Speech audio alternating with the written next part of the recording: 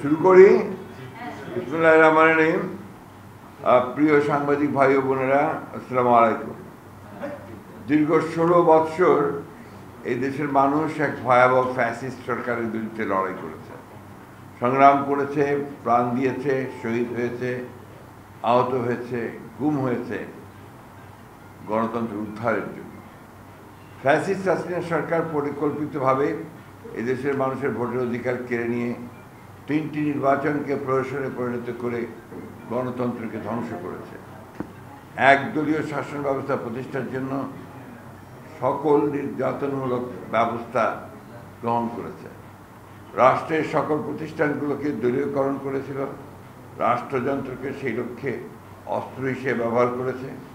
অর্থনীতিকে লুটপাট, বিদেশে টাকা পাচার, ব্যাংক লুট, শিক্ষা প্রতিষ্ঠানগুলোকে ছাত্রলীগের সন্ত্রাসীদের অভয়ারণ্যে পরিণত করেছে। শেয়ার বাজার লুট করেছিল, মাফিয়াতন্ত্র প্রতিষ্ঠা করেছিল। বিএনপি শুরু থেকেই এর বিরোধিতা করেছে।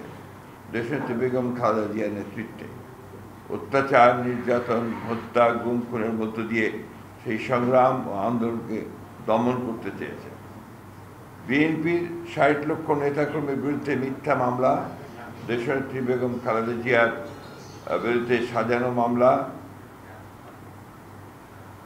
10 বছর সাজা দিয়ে 6 বছর কারাগারে আটক করে রেখেছিল। 5ই আগস্ট তিনি মুক্তি পেয়েছেন। ভারপ্রাপ্ত চেয়ারম্যান সহ অনেক নেতাকে আজীবন কারাদণ্ড প্রদান করে বিরোধী নেতাদের বিভিন্ন মেয়াদের সাজা দিয়ে কারাগারে প্রেরণ করেছে, মৃত্যুদণ্ড দিয়েছে। কারাগারেই অনেকে মৃত্যুবরণ করেছেন। বিএনপিকে নেতৃত্ব শূন্য করে ধ্বংস করে দিতে চেয়েছিল। নির্যাতিত, শারীরিকভাবে আঘাতপ্রাপ্ত ভারপ্রাপ্ত চেয়ারম্যান জনাব তারেক রহমানের নেতৃত্বে প্রতিটি কর্মী, নেতাকর্মী লড়াই করেছে। মানুষের এই সংঘবদ্ধ আন্দোলন চূড়ান্ত রূপ নেয় 2024 সালের জুলাই আগস্টে ছাত্র জনতার স্বতঃস্ফূর্ত আন্দোলনের মধ্য দিয়ে পালিয়ে যেতে বাধ্য হয় ফ্যাসিস্ট হাসিনা 5ই আগস্ট। এই অভ্যুত্থানের ফলে মানুষের মনে নতুন আশা আবারও সৃষ্টি হয় এক নতুন গণতান্ত্রিক বাংলাদেশের। অন্তর্বর্তীকালীন সরকারের প্রধান উপদেষ্টা প্রফেসর ডক্টর মোহাম্মদ ইউনূসের নেতৃত্বে অন্তর্বর্তী সরকার সেই ধ্বংসপ্রাপ্ত রাজনৈতিক কাঠামোর অর্থনৈতিক কাঠামোকে নতুন করে গড়ে তোলার লক্ষ্যে সকল রাজনৈতিক দলের সঙ্গে আলোচনা করে রাষ্ট্র ব্যবস্থার সংস্কারের কাজ শুরু করেন। এই ধারাবাহিকতায় গতকাল প্রফেসর ইউনূস 5 আগস্ট জুলাই ঘোষণাপত্র ঘোষণা করেন। বিএনপি এই ঘোষণাপত্রকে স্বাগত জানাচ্ছে।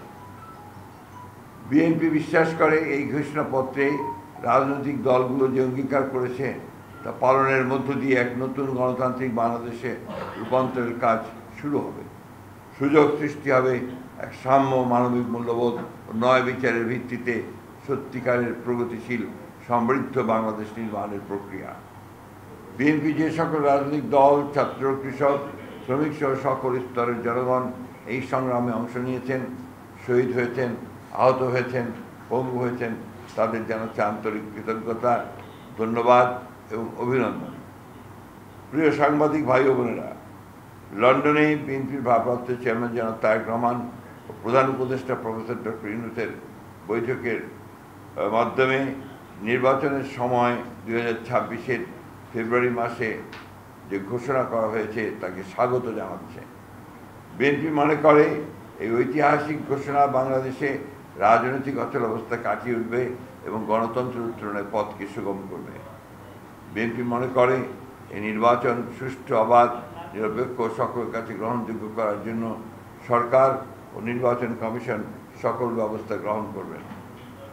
বিএনপি এই নির্বাচনকে সফল করে গণতন্ত্রকে প্রাতিষ্ঠানিক রূপ দেওয়া এবং একটি কার্যকরী জাতীয় সংসদ গঠনের জন্য সকল রাজনৈতিক দল ও জনগণের প্রতি উদাত্ত আহ্বান জানাচ্ছে। বিএনপি আবারও গণতন্ত্রের এই সংগ্রামে যারা প্রাণ দিয়েছেন তাদের প্রতি শ্রদ্ধা, যারা আহত হয়েছেন তাদের প্রতি সহানুভূতি এবং তাদের আরোগ্যের জন্য পরম করুণাময়ের কাছে প্রার্থনা করছে। শহীদদের পরিবারের পুনর্বাসন, সুচিকিৎসা ব্যবস্থা গ্রহণের জন্য সরকারের প্রতি আহ্বান জানাচ্ছে। বিএনপি দীর্ঘ 8 বৎসর গণতান্ত্রিক আন্দোলনে সফলতার সঙ্গে নেতৃত্ব দেওয়ার জন্য জনাব তারেক রহমানকে আন্তরিক ধন্যবাদ ও কৃতজ্ঞতা জানাচ্ছে। বিএনপি 1 বছরে অনেক প্রতিকূলতা সত্ত্বেও গণতন্ত্রের পথকে সুগম করার উদ্যোগের ও প্রয়োজনীয় ব্যবস্থা গ্রহণের জন্য অন্তর্বর্তী সরকারের প্রধান প্রফেসর ডক্টর ইউনূস, উপদেষ্টা মণ্ডলীর সদস্য এবং সংশ্লিষ্ট সকলকে যারা এই প্রক্রিয়ার সঙ্গে সম্পৃক্ত তাদের আন্তরিক ধন্যবাদ জানাচ্ছে এবং প্রত্যাশা করছে অতি দ্রুত রাষ্ট্র কাঠামো সংস্কারের বাকি কাজগুলো সম্পন্ন হবে।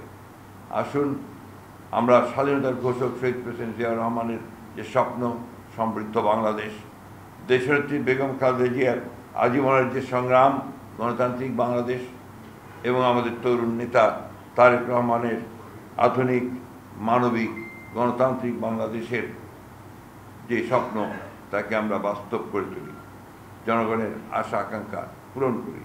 আপনাদের সকলকে ধন্যবাদ। আর কিছু আছে?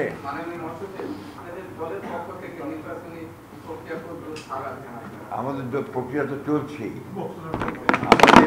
আমাদের রাজনীতির মূল উদ্দেশ্য হচ্ছে একটা নির্বাচনের মধ্য দিয়ে একটা গণতান্ত্রিক ব্যবস্থাতে যাওয়া, এবং আমরা নির্বাচন ছাড়া অন্য কোনো কিছুতে বিশ্বাস করি না। সুতরাং নির্বাচনের যে কার্যক্রম, নির্বাচনের প্রক্রিয়া সবসময় আমাদের মধ্যে আছে। একটা দলের পক্ষ থেকে বারবার বলা হচ্ছিল যে দেশের যে আইন শৃঙ্খলা পরিস্থিতি, সেই পরিস্থিতিতে যে ডেডলাইনটা দেওয়া হচ্ছে ফেব্রুয়ারির মধ্যে নির্বাচন, সেই সময়ের মধ্যে আসলে সম্ভব কিনা সেটা নিয়ে তাদের মধ্যে সন্দেহ হয়েছে, এবং তারা বলছেন যে সংস্কার এবং যে বিচার প্রক্রিয়া সেটা শেষ না হওয়া পর্যন্ত তারা নির্বাচনে যাবে না, এরকমও আমরা এবং আমরা গোটা জাতি মনে করে অতি দ্রুত একটি নির্বাচন একমাত্র এখন পথ, যা দিয়ে আমরা বর্তমান রাজনৈতিক সংকট থেকে উত্তরণ করে গণতন্ত্রে উত্তরণ ঘটাতে পারি।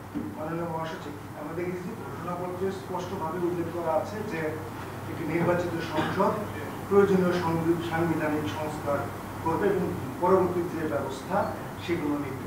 সেই ক্ষেত্রে এতদিন ধরে যে রাষ্ট্রীয় সংস্কার এবং এই যে পিয়ার এগুলো নিয়ে যে রাজনৈতিক দলগুলো, অন্য রাজনৈতিক দলগুলো কথা বলছে, আজকে গতকাল এই ঘোষণার মধ্য দিয়ে সেই আমরা যদি এটাকে বাধা বলি সেগুলো দূর হয়ে গেল। ধন্যবাদ। যে ঘোষণা মাননীয় প্রধান উপদেষ্টা দিয়েছেন ঘোষণাপত্রে, যে পরবর্তী নির্বাচিত সংসদ সংবিধানের যাবতীয় সংস্কার বা সংশোধনী এগুলো বাস্তবায়ন করবে, এটাই আইনি এবং সাংবিধানিক প্রক্রিয়া। এর বাইরে অন্য কোনো প্রক্রিয়ার কথা আমাদের জানা নেই। আর সংস্কার কমিশন এবং জাতীয় ঐকমত্য কমিশনের সাথে দীর্ঘ ধারাবাহিক আলোচনায় দ্বিতীয় পর্বের আলোচনা শেষে যে সমস্ত বিষয়ে ঐকমত্য প্রতিষ্ঠিত হয়েছে সেগুলো সনদ আকারে জুলাই জাতীয় সনদ 2025 এই নামে সেটা সংকলিত করে সকল পক্ষের রাজনৈতিক দলসমূহের স্বাক্ষরের জন্য যখনই প্রদান করা হবে, আমরা আগেই আমাদের বক্তব্য দিয়েছি যে আমরা সেই স্বাক্ষরের জন্য প্রস্তুত আছি, এবং সেটা বাস্তবায়নের প্রক্রিয়া নিয়ে অনেকেই বিভিন্ন রকমের বক্তব্য দিতে পারেন, সেগুলো নিয়ে আলোচনা হতে পারে। তবে মাননীয় প্রধান উপদেষ্টা ঘোষণাপত্রের মধ্যে যেটা উল্লেখ করেছেন এটাই হচ্ছে একমাত্র বৈধ প্রক্রিয়া, যে নির্বাচিত সংসদ পরবর্তী সংসদে সাংবিধানিক সকল সংস্কার এগুলো পরিপূরণ করবেন। বিএনপি সাধুবাদ জানালেও কয়েকটি দল আমরা দেখলাম যে কয়েকটা রাজনৈতিক দল নাখোশ হয়েছে এই বিষয়ে, এবং নির্বাচন বানচালের দেশীয় এবং আন্তর্জাতিক ষড়যন্ত্র চলছে বলে গুঞ্জন শোনা যাচ্ছে। হতাশ হয়েছে, হতাশ। আনুষ্ঠানিক প্রতিক্রিয়া হয়তো তারা এখনো দেয়নি, তাৎক্ষণিক প্রতিক্রিয়া তারা বলেছে। তা আমরা আশা করব তারা একটা পজিটিভ দৃষ্টিভঙ্গি নিয়ে এই জাতীয় সংকটের এবং গণতান্ত্রিক উত্তরণের পথটাকে পরিষ্কার করবেন, এটা আমরা আশাবাদ ব্যক্ত করি।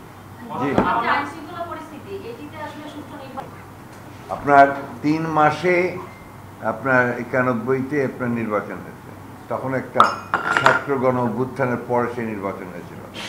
পরবর্তী সমস্ত নির্বাচনগুলি আপনারা লক্ষ্য করেছেন 3 মাসের মধ্যে সম্ভব হয়েছে, এবং এটা এখন আরও বেশি করে সম্ভব যে জনগণ এই নির্বাচনটা চায়। জনগণই আইন শৃঙ্খলা রক্ষার জন্য সবচেয়ে বড় প্রহরী হয়ে দাঁড়াবে। আমার নাম সাজ্জাদ, আমি ডেইলি স্টার পত্রিকায় কাজ করি। আপনারা বেশ কিছুদিন আগেই বলেছে যে নির্বাচন প্রশ্নবিদ্ধ হতে পারে। এখন আপনারা আসলে কতটুকু আশাবাদী যে এই সরকারের সেটআপে সামনে নির্বাচন ফিরিয়ে হবে? প্রফেসর নিশ্চয়ই এখন পর্যন্ত যতগুলো কাজ করে এসেছেন তাতে করে উনি প্রমাণ করেছেন যে ভবিষ্যতেও তিনি নির্বাচনকে সুষ্ঠু অবাধ করার জন্য এমন কিছু করবেন না যেটা প্রশ্নবিদ্ধ হবে। যত তাড়াতাড়ি সম্ভব।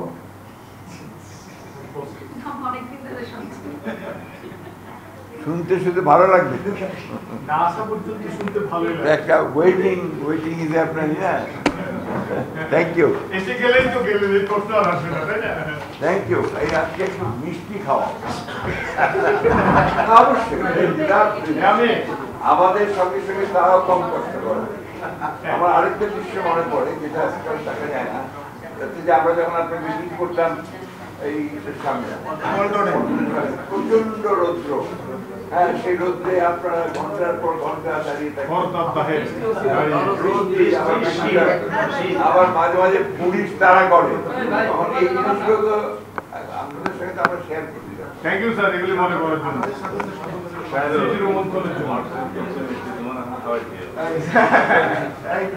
আমিন, স্যার এই যে আমিন, এখানে আমিন মিষ্টি নিয়ে আসুন।